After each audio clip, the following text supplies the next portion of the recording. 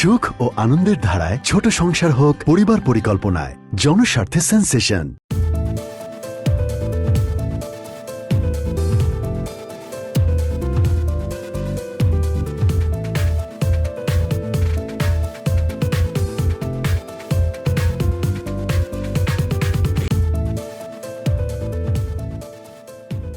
দর্শক, স্বাগত জানাচ্ছি সেন্সেশন প্রেজেন্টস তারকা কথনে।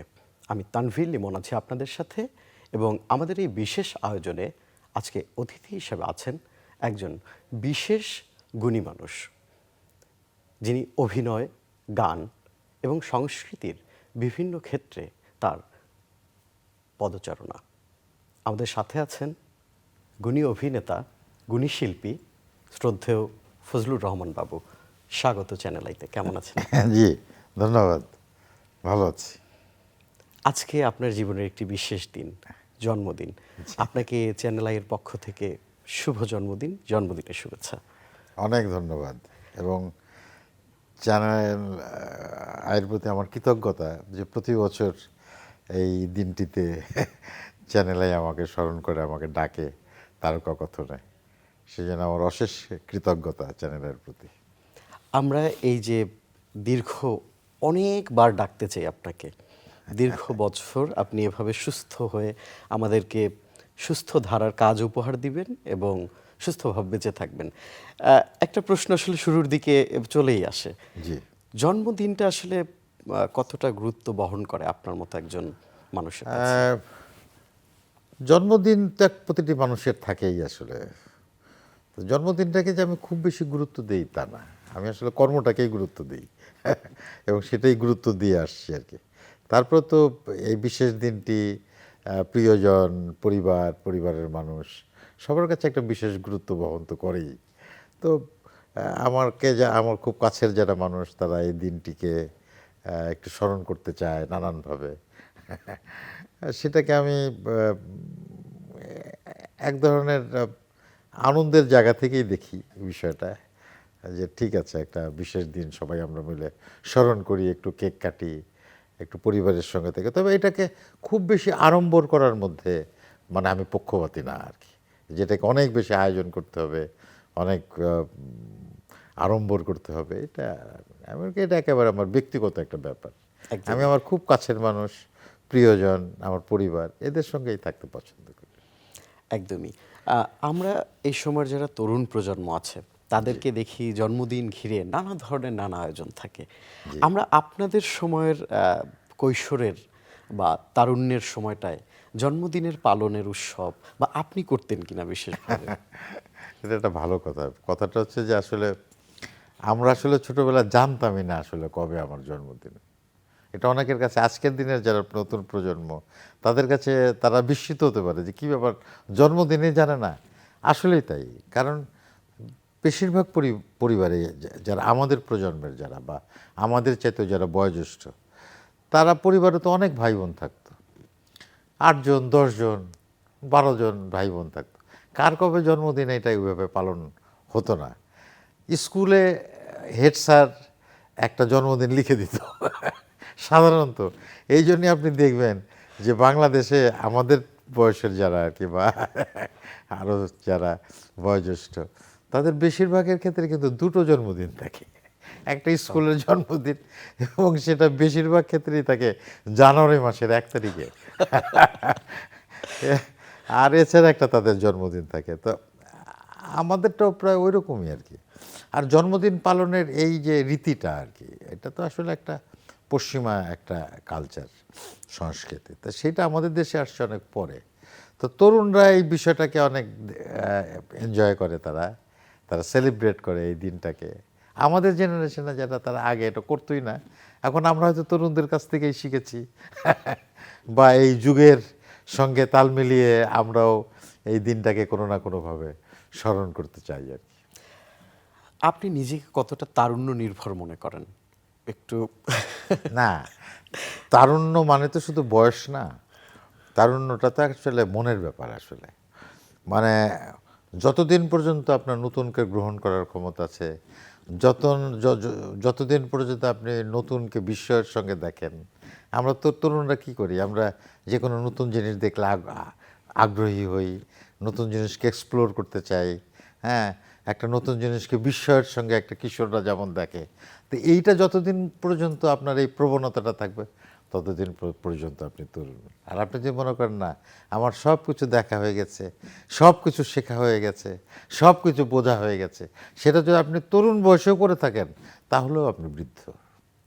আজকের জন্মদিনে আপনাকে একটি উপহার হিসেবে একটি ঘোষণা জানাতে চাই।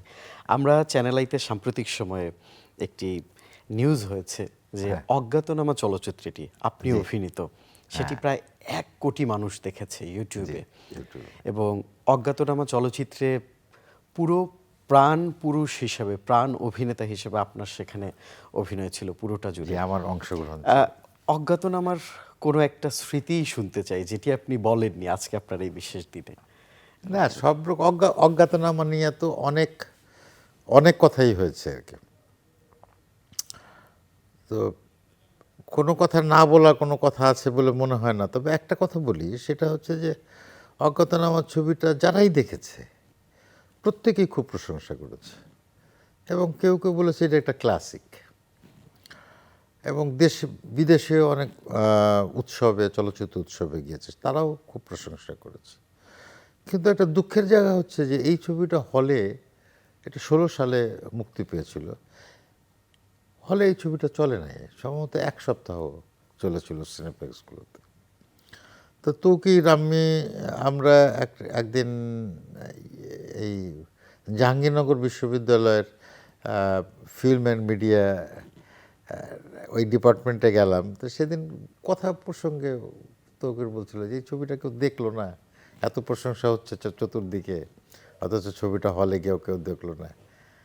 তখন একটা কথা বলছিলাম, আমার মনে আছে, তৌকির এবং আমি দুজনেই, যে পৃথিবীর অনেক ছবি আছে যেগুলো হয়তো হলে গিয়ে মানুষ দেখে নাই, কিন্তু পরবর্তীতে দেখা গেছে সেই ছবিগুলি সবচেয়ে বেশি মানুষ দেখেছে। এবং উদাহরণ হিসাবে বললাম পথের পাঁচালীর কথা, যে পথের পাঁচালী যখন মুক্তি পেয়েছিল খুব বেশি মানুষ দেখেছে তা না, কিন্তু সারা পৃথিবীতে যত বাংলা ছবি, যত পৃথিবীতে, সারা পৃথিবীতে যত মানুষ দেখেছে তার মধ্যে 1 নম্বরে আছে পথের পাঁচালী। কারণ এতবার দেখেছে মানুষ, সারা পৃথিবীর মানুষ। এটা হচ্ছে বাংলা চলচ্চিত্রের একেবারে 1 নম্বর ছবি পথের পাঁচালী, নিঃসন্দেহে। এবং হ্যাঁ, অজ্ঞাতনামা এবং কিছুদিন আগে ওই যে অডিসির যে পরিচালক ক্রিস্টোফার নোলান, উনিও বলেছে যে আমি একটা বাংলা ছবি দেখেছি, হ্যাঁ, এটা একটা ক্লাসিক, হ্যাঁ, এটা দেখে বুঝেছি যে সত্যজিৎ রায় কত বড় পরিচালক ছিলেন, উনিও সেই পথের পাঁচালী দেখেছে। তো এইটার সঙ্গে মেলাতে চাই না, তবে বলতে চাই যে অজ্ঞাতনামাও কিন্তু এরকম অনেক দিন মানুষ দেখবে। এবং 1 কোটির কথা বললেন, তো আপনি দেখবেন যে এই ছবি বহু মানুষ দেখবে এবং অনেক দিন পর্যন্ত এই ছবি বেঁচে থাকবে। আমাদের প্রজন্মের কাছে অজ্ঞাতনামা একটি ক্লাসিক হয়েই থাকবে, আমরা সেই প্রত্যাশা করি। আমরা একটু স্ক্রিনে একটু দেখে আসতে চাই অজ্ঞাতনামার কিছু অংশ বিশেষ। জি, নিশ্চয়ই। মনটারে একটু শক্ত করেন। গত 3 দিন আগে সে এক দুর্ঘটনায় ইন্তেকাল করছেন। ইন্না লিল্লাহি ওয়া ইন্না ইলাইহি রাজিউন। আল্লাহ রে! হায়াত মওত আল্লাহর হাতে। ও বাজান! বাজান রে! হুইজ রমজান দালাল? আদম ব্যাপারী স্যার, এই গ্রামের বেশিরভাগ ছেলেরাই ওর মাধ্যমেই কিন্তু বিদেশে গেছে। সবাই ওরে রমজান দালাল বইলেই চিনে। দরকার হয় মহাজনের কাছ থেকে দান নিব। ছেলে আমার, দায়িত্ব আমার। মহাজনের কাছে এমনিতেই তো তোমার মেলাদার চাচা। বিটাটা বন্ধক রেখে টাকা নিব। শেখ আব্দুল হাকিম বল! শেখ আব্দুল হাকিম বল! তোর লোলিয়া বেটা সিরাওয়ালামু। আপনি আপনি ঠান্ডা হন, শান্ত হন। আমি দেখতেছি। রাত তো ভাই বড় হয়ে যাইতেছে ভাই। বসেন ভাই।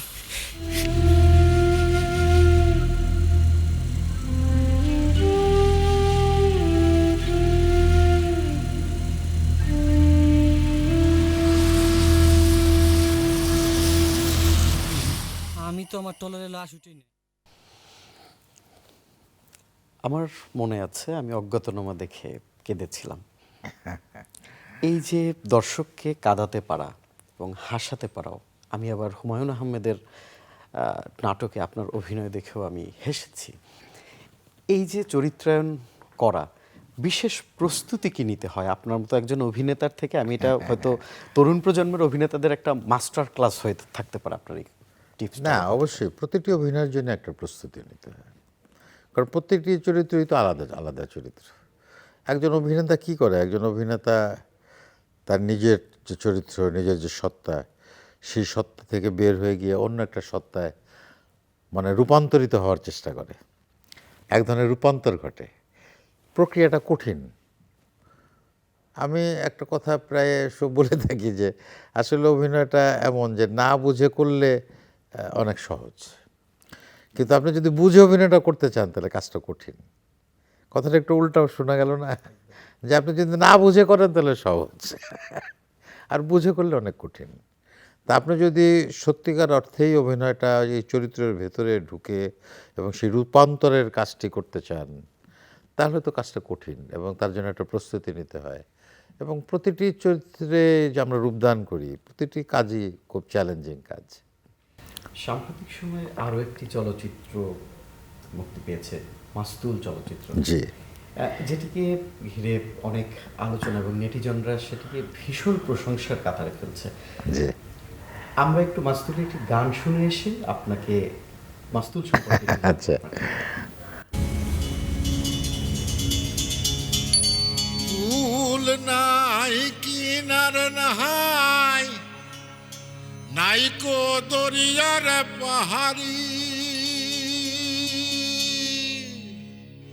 তুমি সাবধানে চালাইও রে মাঝি, আমার ভাঙা তোরি রে,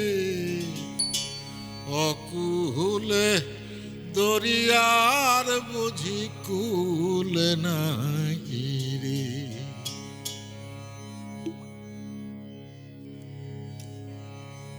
আমায় ভাসাইলি রে, আমায় ডুবাইলি রে, অকুল দরিয়ার বুঝি কুল নাই রে, আমায় ভাসাইলি রে, আমায় ডুবাইলি রে, অকুল দরিয়ার বুঝি কুল নাই রে। কুল নাই কিনার নাই, নাইকো দরিয়ার পাহাড়ি, তুমি সাবধানে চালাইও রে মাঝি, আমার ভাঙা তোরি রে, অকুল দরিয়ার বুঝি কুল নাই রে, আমায় ভাসাইলি রে, আমায় ডুবাইলি রে। আপনার অভিনয় তো মুগ্ধতা ছড়াই, গানেও আমরা বুঁদ হয়ে যাই। এই গানটা আসলে এই ছবির গান না, কিন্তু এই ছবিতে আমরা ব্যবহার করেছি প্রমোশনের কাজে আর কি। ছবির মধ্যে কোনো গান নাই। তো যেহেতু এটা জীবন, একটা কিছু ভাসমান মানুষ মানে জাহাজে, নদীতে যারা ঘুরে বেড়ায়, তো সেই কারণে ওই গানটা একটু প্রাসঙ্গিকতা টেনে এটা প্রমোশনের কাজে এটা ব্যবহার করেছে, কিন্তু এটা ছবির গান না। তবে ছবিটা প্রশংসিত হচ্ছে। এই গত সপ্তাহেও এটা শিল্পকলাতে প্রদর্শিত হলো এবং প্রচুর মানুষ সেখানে দেখেছে ছবি এবং প্রশংসা করছে ছবি। এবং এটা খুব গতানুগতিক যে আমরা ছবি দেখি তার থেকে একেবারেই ভিন্ন ধরনের একটা চলচ্চিত্র, মানে এটাকে আমরা স্বাধীন চলচ্চিত্র বলে থাকি সাধারণত, ওরকম একটা চলচ্চিত্র। আরেকটা চলচ্চিত্রে আপনাকে আমরা ভিন্নভাবে দেখেছিলাম, আহা চলচ্চিত্রে। সেই চলচ্চিত্রটার কিছু অংশ বিশেষ আমরা একটু দেখবো এবং সেখানে যে অভিনয়ের মুগ্ধতা, মানে অনেক আগের ছবি, এটা বোধহয় 5-6 সালের, 4-5 সালের দিকে ছবি, অনেক আগের ছবি। রাইট।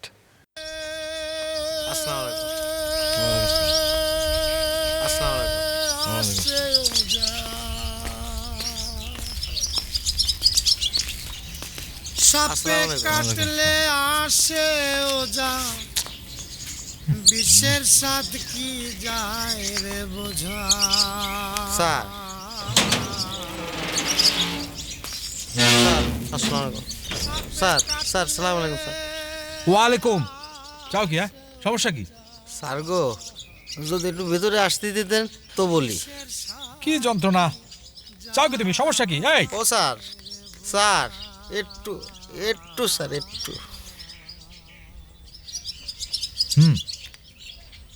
আচ্ছা,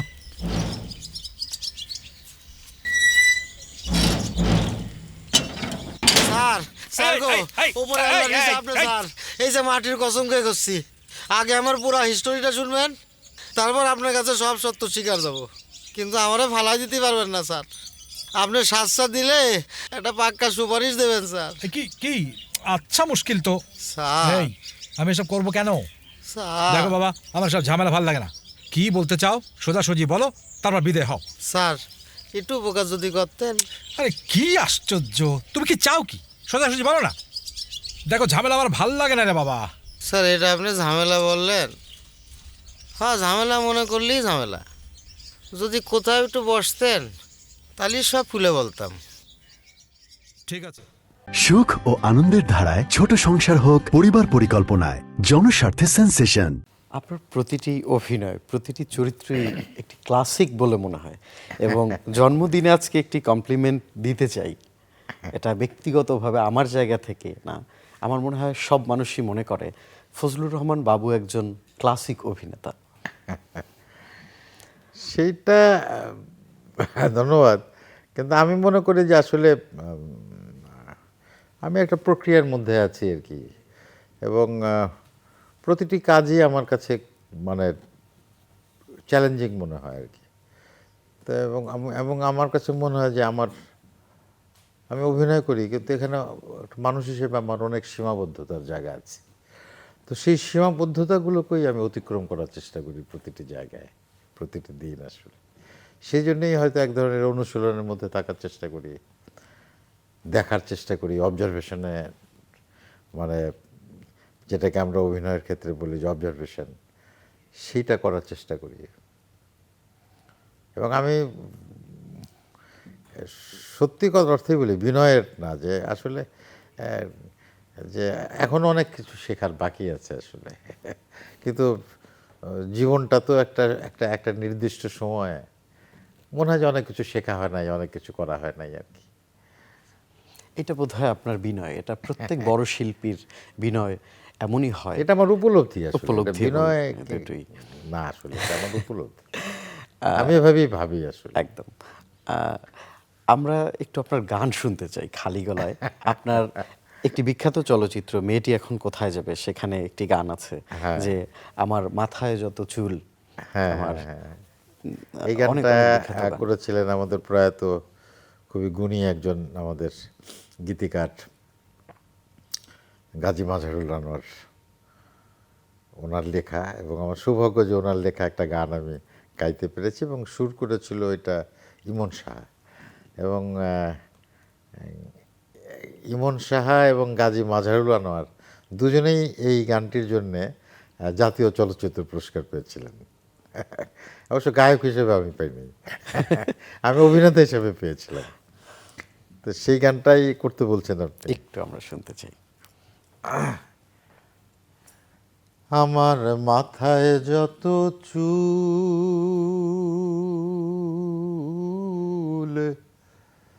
তার চেয়ে বেশি হইল ভুল। আমার মাথায় যত চুল, তার চেয়ে বেশি হইল ভুল। সামনে নদী ডাইনে বায়ে দুই পাশে দুই কুল।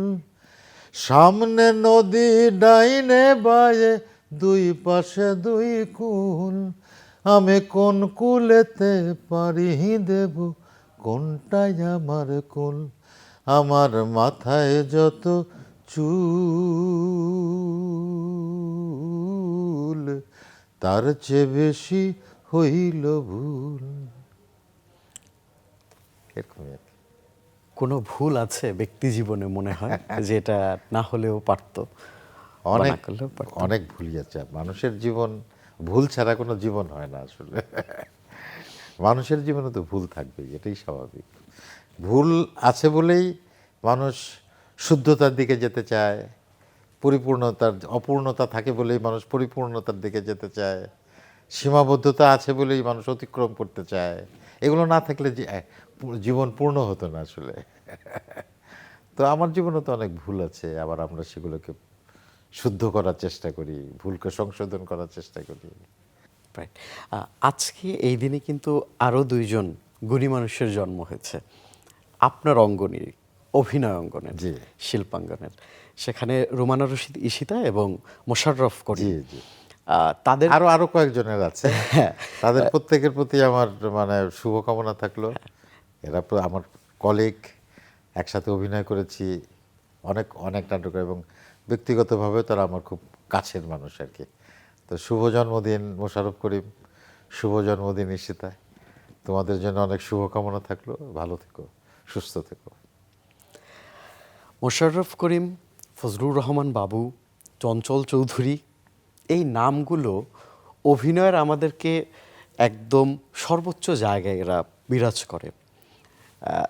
কখনো কি কোনো মনে হয়েছে যে মোশাররফ, চঞ্চল বা আপনি, এদের মধ্যে একটু মানে যে ক্ষুদ্র খুনসুটি ভালো লাগার বা অভিনয়ের প্রাপ্তির খুনসুটি, সেরকম কখনো মনে না, হয়েছে? হ্যাঁ, এটা তো অবশ্যই। আমরা একটা সময় ছিল যখন আমরা এই যে নামগুলো আপনি বললেন, চঞ্চল, মোশাররফ, বা আরও আছে যেমন হাসান, হ্যাঁ, আমরা সবাই কিন্তু সালাউদ্দিন লাবলু, আমরা একসঙ্গে কিন্তু অভিনয়ের একটা সুযোগ একটা সময় ছিল। এবং বিশেষ করে সালাউদ্দিন লাবলুর কিছু সিরিয়াল নাটক ছিল চ্যানেল আইডি, হ্যাঁ, আমরা সবাই কিন্তু একসাথে অভিনয় করতাম। সেই সুযোগগুলো এখন নষ্ট হয়েছে, সেই সুযোগ এখন নাই বলতে গেলে। মানে এতগুলো আর্টিস্টে হয়তো একসঙ্গে করা ডিরেক্টরের পক্ষেও সম্ভব না, বা বাজেটের ক্ষেত্রেও সীমাবদ্ধতা আছে। তো সেই জায়গাগুলো আমরা অনেক মিস করি, যে আমরা একসাথে শুধু অভিনয় না, আমরা একসাথে অভিনয় করতাম এবং একসঙ্গে ভাবতাম আরও বেটার কীভাবে টিম ওয়ার্ক করা যায় সেটা যেমন ভাবতাম।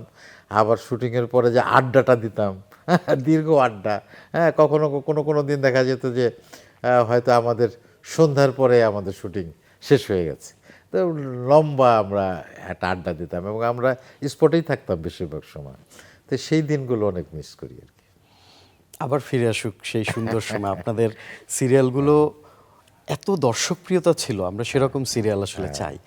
আপনার এক সহকর্মী আখম হাসান, তার একটি কথা সাম্প্রতিক সময়ে সোশ্যাল মিডিয়াতে খুব ভাইরাল হয়েছে। কথাটি ছিল যে অভিনয় করে গাড়ি করেছি, বাড়ি করেছি, অনেকেই অভিনয় করে খুব ভালো জীবনযাপন করছে। ব্যক্তি শ্রদ্ধেয় ফজলুর রহমান বাবুর কাছে কি মনে হয়, আসলে অভিনয় করে কি স্বাচ্ছন্দ্যে জীবনযাপন করা সম্ভব এই সেক্টরের প্রতিটা মানুষের? সম্ভব, কিন্তু খুব বেশি মানুষের পক্ষে সম্ভব না, অল্প কিছু মানুষের পক্ষে হয়তো সম্ভব। মানে আমাদের জায়গাটা এখনো সেভাবে দাঁড়ায় নাই যে অনেকগুলো মানুষ, ইন্ডাস্ট্রির সব মানুষ সমানভাবে এইভাবে মানে চলতে পারবে। অল্প কিছু মানুষ চলতে পারছে। তাই এইটা যেমন একটা আশার দিক যে কিছু মানুষ তো ভালো আছে, হ্যাঁ, সেই ভালো থাকার মধ্যে ধরেন আমিও আছি, কিন্তু সবাই নাই। আবার একটা সময় আমরা মানে এক সময় আশার আলো দেখেছিলাম যে আমরা এই ইন্ডাস্ট্রিতে যারা কাজ করি সবাই ভালো থাকবে, কিন্তু অতি সম্প্রতি মনে হচ্ছে যে না, এটা সবার পক্ষে এই কাজ করে জীবিকা নির্বাহ করা একটু কষ্টকর, কষ্টসাধ্য আর কি। হাসান আমাদের ছোট ভাই, সে হয়তো অল্প কিছু মানুষের কথা স্মরণ করে এই কথাটা বলেছে, কিন্তু আপনি যদি বেশিরভাগ মানুষের কথা দেখেন, এমনকি আপনি অনেক অভিনেতা অভিনেত্রীদের চেনেন যারা গত কিছুদিন আগেও নানান ইন্টারভিউতে বলেছে যে আমরা আর চলতে পারছি না, আমাদের বিকল্প পথ তৈরি করতে হচ্ছে, বিকল্প চাকরির কথা চিন্তা করতে হচ্ছে, বিকল্প পেশার কথা চিন্তা করতে হচ্ছে। আর হাসানের ওই ইন্টারভিউর কিছু অংশ আমিও দেখেছি। এখানে আমিও একটু জোর দিয়ে বলতে চাই যে উনি কথা প্রসঙ্গে বলছেন যে 1 লক্ষ টাকা নিচ্ছে, 2 লক্ষ টাকা নিচ্ছে, 3 লক্ষ টাকা একটা সিঙ্গেল নাটক করে 2 দিনের শুটিং করে 3 লক্ষ টাকা যদি কেউ নেয়, তাহলে সেটা নিতে আমার কোনো আপত্তি নাই। কেউ যদি তার প্রতিভার মূল্য, হ্যাঁ, যে মনে করে যে 2 দিন কাজ করে 3 লক্ষ 5 লক্ষ নেবে, কোনো অসুবিধা নেই। কিন্তু আমি যেহেতু অভিনয় করি, আমার অভিজ্ঞতার জায়গা থেকে বলি, যখন একজন অভিনেতাকে 3 লক্ষ বা 5 লক্ষ টাকা দিতে হয়, তখন ওই ইউনিটের যে বাকি আরও 10 জন শিল্পী থাকে, 12-10 জন যে কলাকুশলী থাকে, তারা না কোনো না কোনোভাবে ডিপ্রাইভড হয়। আপনি তো সুন্দর করে একটি ব্যাখ্যা দিলেন। আরও একটি প্রশ্নের সাথে আসে সম্পূরক। সাম্প্রতিক সময়ে একজন গুণী অভিনেত্রী চলচ্চিত্রের তমা মির্জা, জি, তিনি হচ্ছে একটি ব্যাংকে চাকরি নিয়েছেন এবং ব্যাংকিং পেশার সাথে যুক্ত হয়েছেন। আপনিও কিন্তু ব্যাংকিং পেশায় যুক্ত ছিলেন এবং এটি নিয়ে অনেকে শুভেচ্ছা জানাচ্ছে তাকে বা অনুপ্রেরণা যোগাচ্ছে, আবার কেউ সমালোচনাও করছে যে অভিনয় করে আসলে কিভাবে ব্যাংকিং পেশায় এরকম একটা জায়গায় যাওয়া যায়। আপনার ব্যাংকিং সেক্টরে যে অভিজ্ঞতা, সেখান থেকে আসলে এই বিষয়টা একটু ক্লিয়ার হতে চাই যে কাজ করা সম্ভব কিনা বা সেটা কোন ক্যাটাগরিতে বা কোন ক্রাইটেরিয়া। আমিও অভিনন্দন জানাইতে চাই তমা মির্জাকে যে সে ব্যাংকের মতো একটা গুরুত্বপূর্ণ প্রতিষ্ঠানে চাকরি নিয়েছে। এখানে যেমন বিষয়টাকে অভিনন্দন জানানো যায়, আনন্দেও সঙ্গে দেখা যায়, আবার একটু কষ্টের জায়গাটাও আছে। সেটা হচ্ছে যে আমি যদি আমার জায়গা থেকে বলি, যে আমি যখন ব্যাংকে চাকরি করতাম, তখন তো আমি অভিনয়কে পেশা হিসেবে নিতে পারিনি। পেশা হিসেবে নিতে পারিনি বলেই কিন্তু শুধু আমি না, আমার মতো অনেকেই, কেউ হয়তো ব্যাংকে চাকরি করতেন, কেউ হয়তো অন্য যে প্রতিষ্ঠানে চাকরি করতেন, কারো হয়তো ছোটোখাটো ব্যবসা ছিল। তো এরকম আমরা অন্য অন্য কাজ করে তারপর কিন্তু আমরা নাটকের সঙ্গে যুক্ত ছিলাম, বিশেষ করে থিয়েটারের সঙ্গে। আর টেলিভিশনে 2 মাস 1 মাস পরে একটা নাটকের সুযোগ পেতাম আমরা, তখন একটা মাত্র বিটিভি ছিল। তো সেই সময়টা এখন নাই। এখন সময় সে যে এখন টেলিভিশনে কাজ করলে, ফিল্মে কাজ করলে অনেক কাজ করা যায় আর কি। কিন্তু এখন তাহলে এই জায়গাটা আসলো কেন যে একজন অভিনেতা বা অভিনেত্রী কাজ করতে করতে আবার ব্যাংকে চাকরিতে ঢুকলো। এবং আমি কিন্তু একটা সময় যখন দেখলাম যে আমার পক্ষে অভিনয় করে চলা সম্ভব, আমি কিন্তু ব্যাংকের চাকরিটা ছেড়ে দিয়েছিলাম। এখানে আমি একটা আশঙ্কার কথা বলি, তার মানে আমাদের যে জায়গাটা, আমাদের যে ইন্ডাস্ট্রি, এটা আস্তে আস্তে কি সংকুচিত হয়ে যাচ্ছে? আমাদেরকে তাহলে কাজ কমে যাচ্ছে? বা আমরা যারা একটু কোয়ালিটি কাজের মধ্যে থাকতে চাই, তাদের জায়গাটা কি আরও সীমিত হয়ে যাচ্ছে, যে আমরা শুধু এই কাজটি করে আর চলতে পারছি না, আমাদেরকে একটি বিকল্প পেশা হিসেবে নিতে হচ্ছে? আমি যে কথাটা কিছুক্ষণ আগে বলেছি, যে সবার কিন্তু সেই সুযোগটা নাই। আবার যারা একটু বেছে কাজ করতে চান, যারা একটু কোয়ালিটি কাজ করতে চান, তাদের জায়গাটা তো আরও সীমিত। এখন আপনি টেলিভিশনগুলোতে দেখবেন বেশিরভাগ নাটক, সব নাটক না, খুবই মোটা মানে স্থূল হাসির নাটক হয় আর কি। এবং নামগুলো দেখলে আপনি বুঝবেন যে নামগুলো আমাদের নাটকের সাথে যায় না, আসলে আমাদের মূল্যবোধের সাথে, আমাদের সংস্কৃতির সাথে যায় না, সেরকম নাটকের নাম হচ্ছে। তো এই নাটকে সবাই করতে পারবে? তাহলে যিনি করতে পারবেন না, তাকে তো বিকল্প একটা ব্যবস্থা করতে হবে। সম্পূরক ছোট প্রশ্ন, যেহেতু আপনি পেশায় ব্যাংকারও ছিলেন এবং ব্যাংকিং বিষয়গুলো জানতেন, অনেকে ওখানে কমেন্টসে লিখছে যে সরাসরি গিয়ে এরকম একটা পেশায় যুক্ত হওয়া যায় না, অভিজ্ঞতার দরকার হয়। তিনি যে প্রমোশনের বা যে মার্কেটিং যে সেক্টরটাতে যুক্ত হয়েছেন, সেখানে কি আসলে অনেক অভিজ্ঞতার দরকার হয় কি না? আসলে যারা বলে, তারা হয়তো না বুঝেই হয়তো বলে ব্যাংকিং মানে কি শুধু ব্রাঞ্চ ব্যাংকিং, যে সেখানে সে লোন পাস করবে, সেখানে ফরেন এক্সচেঞ্জ ডিল করবে বা এখানে সরাসরি কাস্টমার সার্ভিস দিবে, না, বিষয়টা না। ব্যাংকে তো আরও অনেক সেক্টর আছে যেখানে একজন সেলিব্রিটির কাজ করার সুযোগ আছে, যেখানে নানান ধরনের ব্যাংকিং আপনার কি বলা যায়, যে সার্ভিসটাকে আরও ডেভেলপ করা, হ্যাঁ, তারপরে এই আমাদের যে আমরা যে বলি ফান্ডিং, হ্যাঁ, ক্রিয়েট করা, ফান্ড ক্রিয়েট করা, এই জন্য অনেক জায়গা আছে যেখানে একটা সেলিব্রিটি খুব আরামের সঙ্গে কাজ করতে পারে। একদম শেষের দিকে আমরা এই আড্ডাটা যদি আরও দীর্ঘ হতো আমার ভালো লাগতো। আমরা একটি কেক কেটে আমরা বিদায় নিব আজকে। আমি আপনার কাছে কেকটি নিয়ে আসতে চাই।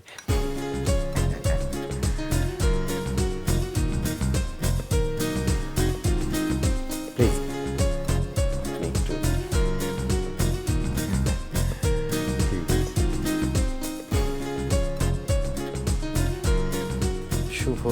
জন্মদিন শ্রদ্ধেয় ফজলুর রহমান বাবু ভাই। ঠিক আছে ঠিক আছে একটু নিতে পারেন। ঠিক আছে, ধন্যবাদ। দর্শক, চ্যানেলের সাথে আজকের তারকা কথনের বিশেষ আড্ডায় ছিলেন কিংবদন্তি গুণী অভিনেতা শ্রদ্ধেয় ফজলুর রহমান বাবু। আমরা তার কথা শুনলাম। সেন্সেশন প্রেজেন্টস তারকা কথনের পরবর্তী পর্বে দেখা হবে নতুন কোনো অতিথির সাথে, নতুন কোনো গল্পে। আমাদের সাথে থাকবেন।